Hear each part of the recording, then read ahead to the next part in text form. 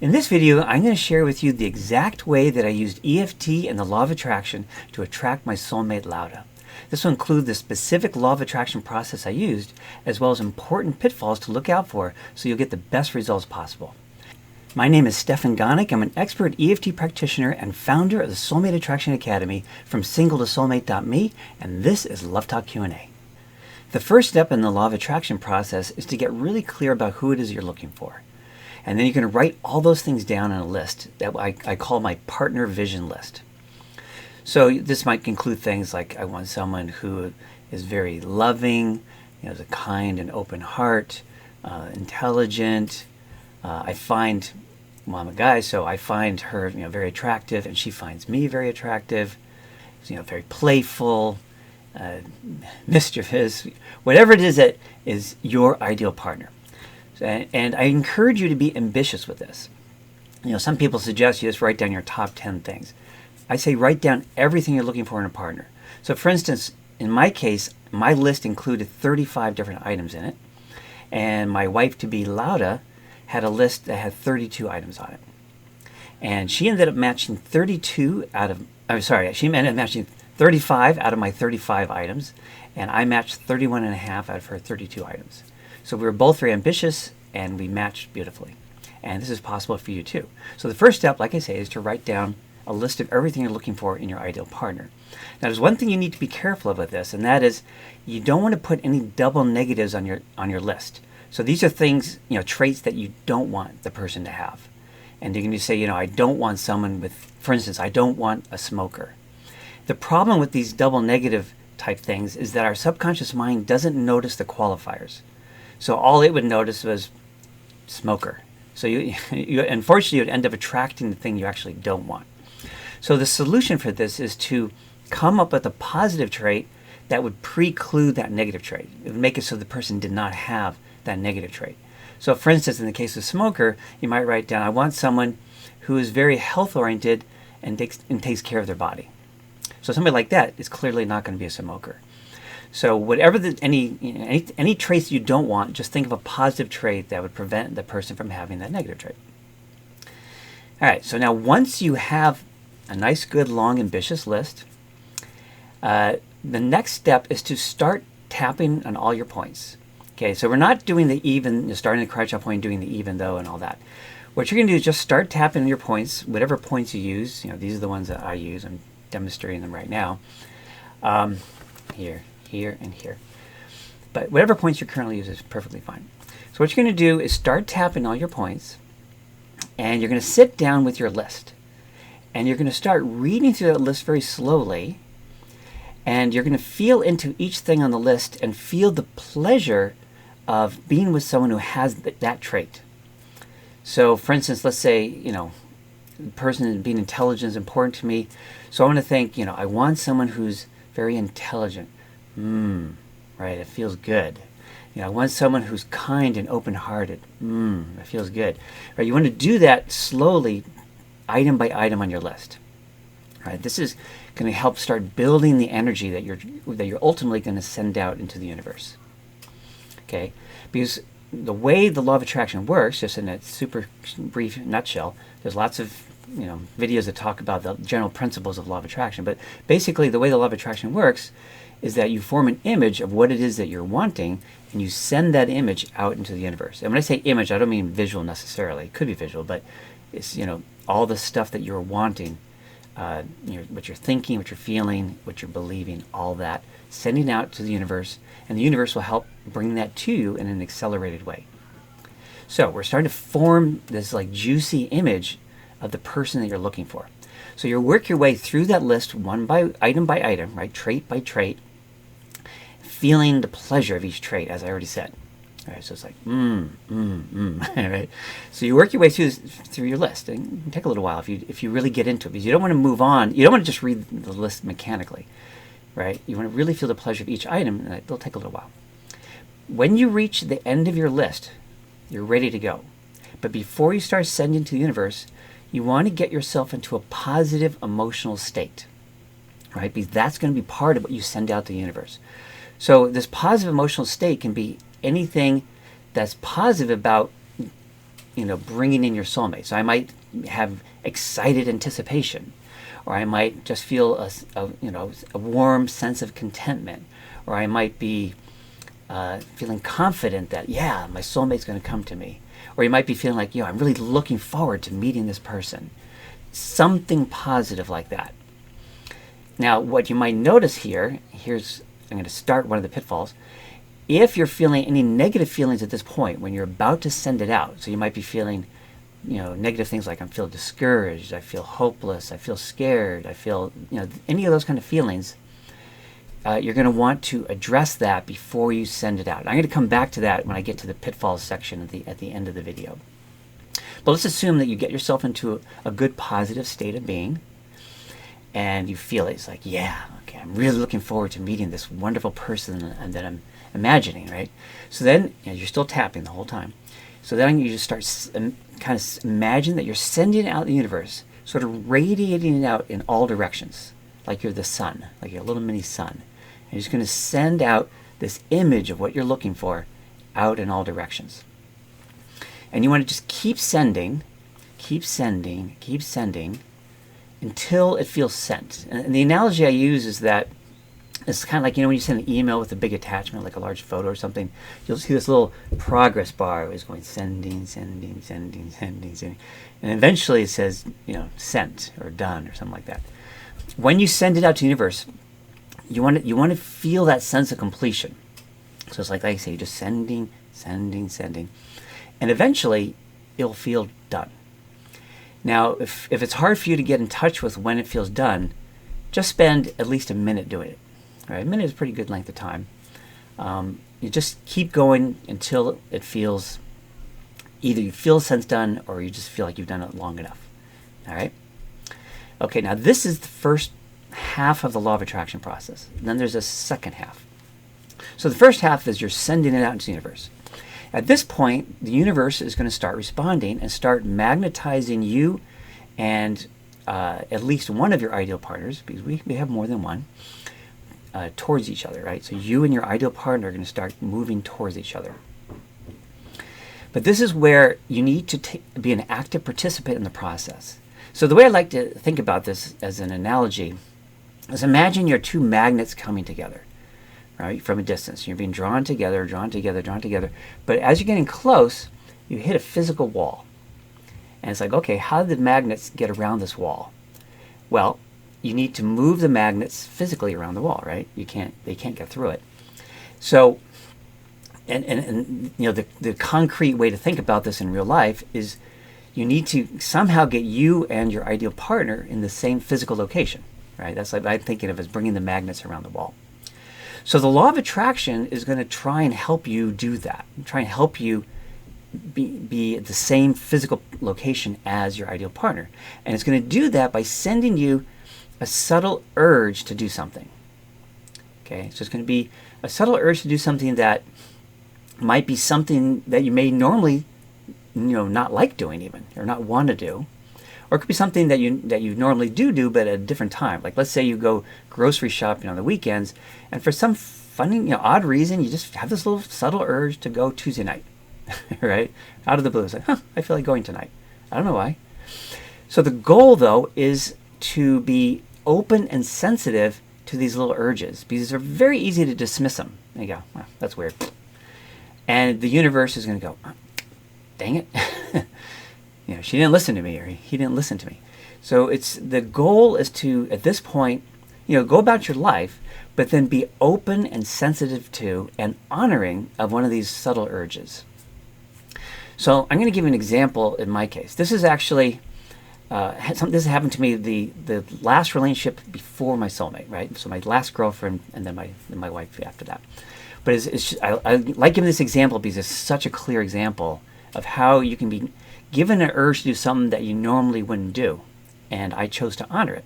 And it would have been very easy for me to talk myself out of it. So here's what happened.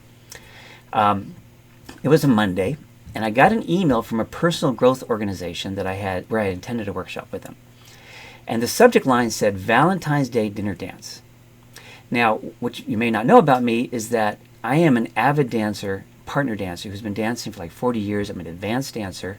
I love dancing.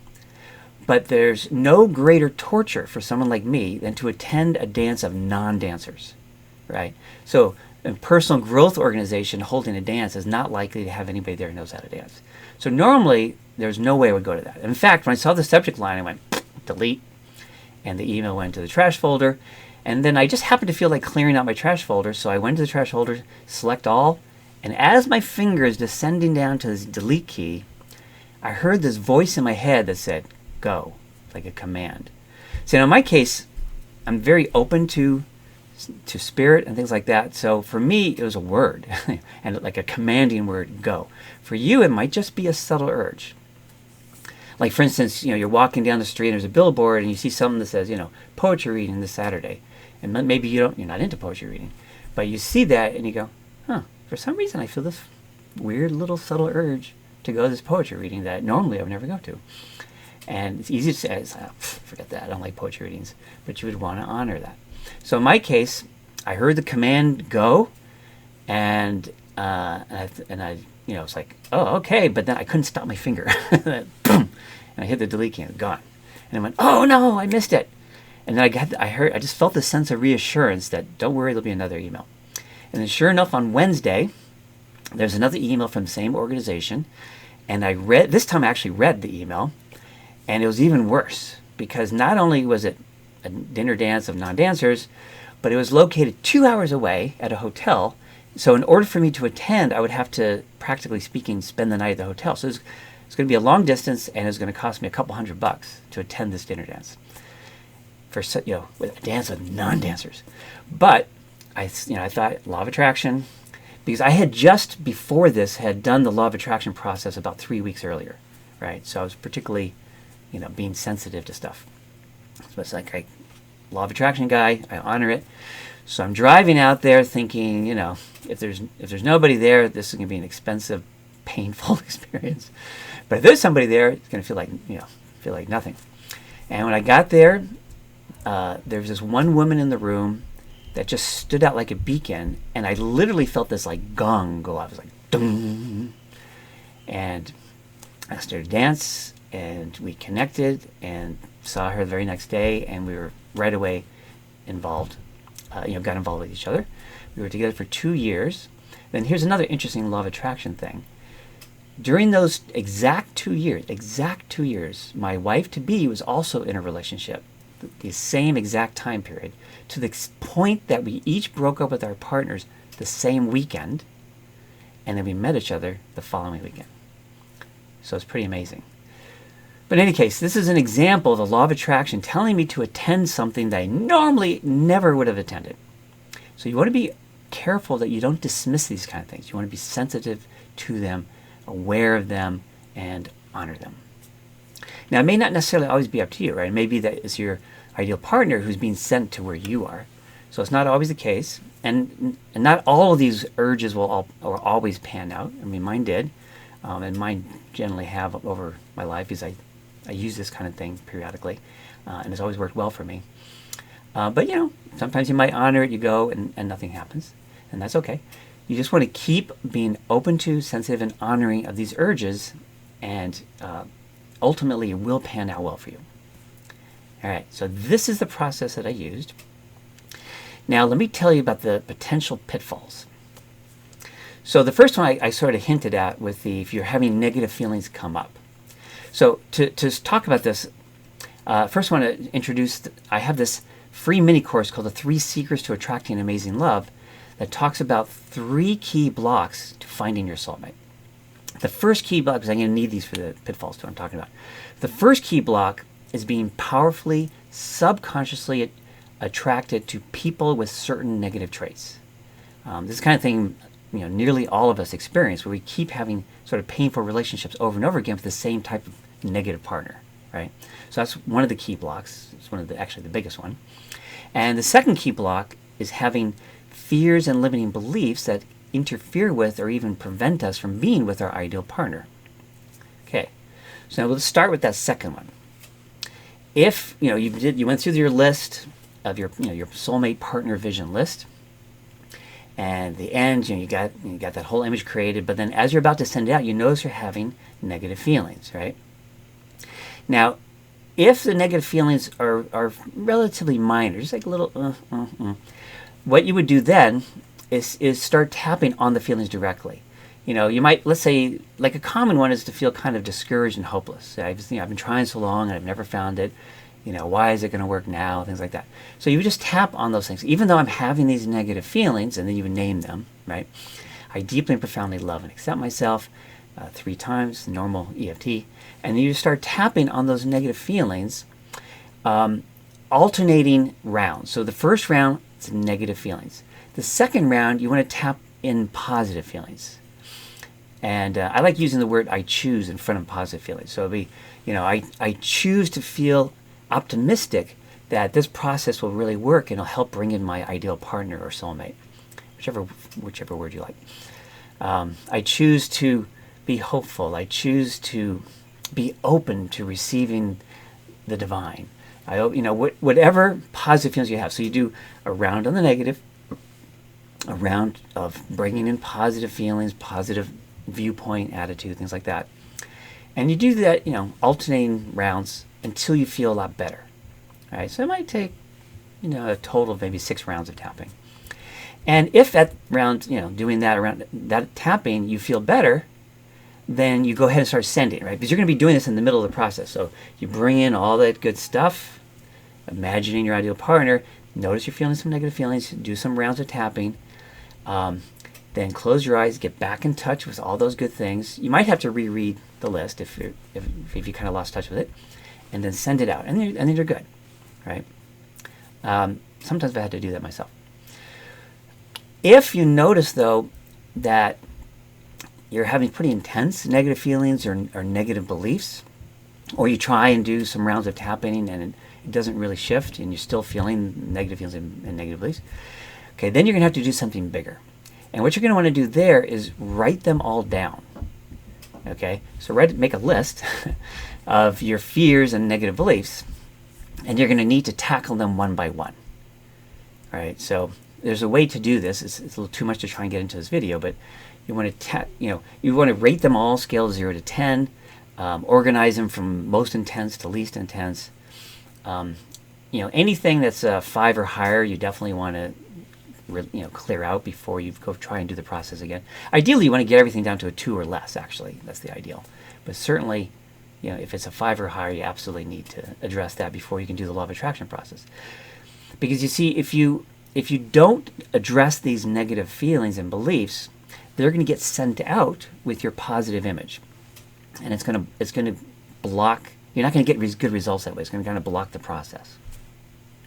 Okay, so anyway, you might need to go away and address all that before you're ready to do the law of attraction process and have it work well.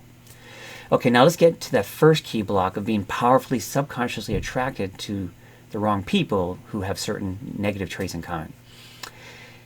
If that is true for you, and you haven't healed that yet, then that's going to be a really big problem, because when you're sending out your image to the universe, you're not just sending out what you're consciously aware of, but you're also sending out what's going on for you subconsciously. Okay? So as you're sending out, so let's say one of your negative attraction patterns as a woman is you're attracted to emotionally unavailable men, right? It's a common one. And maybe you have a couple negative attraction patterns. Let's just use that one. So as you're sending out this big long list of wonderful things, and you might say, and your list may say, and he's emotionally available, but that is not going to be powerful enough if you have a really powerful, unhealed subconscious pattern of being attracted to emotionally unavailable men. That's going to be stronger. So as you're sending out, this list of all this good stuff, you're also sending out, and he's emotionally unavailable, right? So the result you'll get is another emotionally unavailable partner who just also seems to have a lot more positive traits than you've had in the past, right? So you'll get a mixed response. You'll get more positive traits from that image of all the things you're looking for, but unfortunately, he'll also be emotionally unavailable, which could be a deal breaker, right? So there's a great way to break out of these negative attraction patterns using EFT, using a very special EFT process. Now, to try and get into that in this video would, be about a 15-minute video. So I'm not going to try and do it here. Instead, what I'd like to do is invite you to go to my website, asingletossoulmate.me. There's a link in the description of this video, and get my free mini course, The 3 Secrets to Attracting Amazing Love. This really goes into depth and detail about the 3 blocks. And it actually starts with that one about being powerfully subconsciously attracted to the wrong people with certain negative traits. And it includes a video actually that tells you exactly how these subconscious patterns, attraction patterns, are created, and the EFT process that you use to break free of them once and for all, which is amazing. Okay, and then that's the first part of the mini course. And then the next part of the mini course are these fears and negative beliefs and how to clear them out. And then the third part actually talks a bit more about the law of attraction, but we're doing that now. Okay, so by going through this mini course, you will learn what you need to know to be able to successfully address these 2 pitfalls we've been talking about. And it's these 2 pitfalls that prevent the great majority of people who try and use the law of attraction to attract their soulmate from being successful. But once you have successfully addressed these 2 pitfalls, then the law of attraction will work beautifully for you, like it did for me and so many of my clients, so that you too can finally be with your soulmate. All right, so I hope this video was helpful. If it was, it would really help me and other people to find the video if you would take a second to like it. I invite you to subscribe to my channel to get my latest videos about EFT and finding your soulmate. I look forward to reading and responding to your comments below. And keep tapping, clear your blocks to finding love, and you too can be with your soulmate. See you on the next video.